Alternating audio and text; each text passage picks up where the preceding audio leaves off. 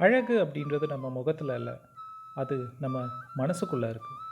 என்னதான் நீங்கள் பியூட்டி பார்லருக்கு போயிட்டு நீங்கள் அழகாக இருக்கிறதுக்கு என்னென்ன பண்ணாலும் அது எல்லாமே பிரயோஜனமே இல்லை.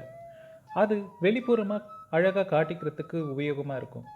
ஆனால் உள்புறமாக இப்போது நிறைய பேருடைய அம்மாக்கள் பார்த்தோம் அப்படின்னா அவங்க ஒன்றும் அவ்வளோ அழகாக இருக்க மாட்டாங்க. பட் அவங்களுடைய பசங்க அவங்க ஒரு தெய்வமாக பார்ப்பாங்க, அழகாக பார்ப்பாங்க.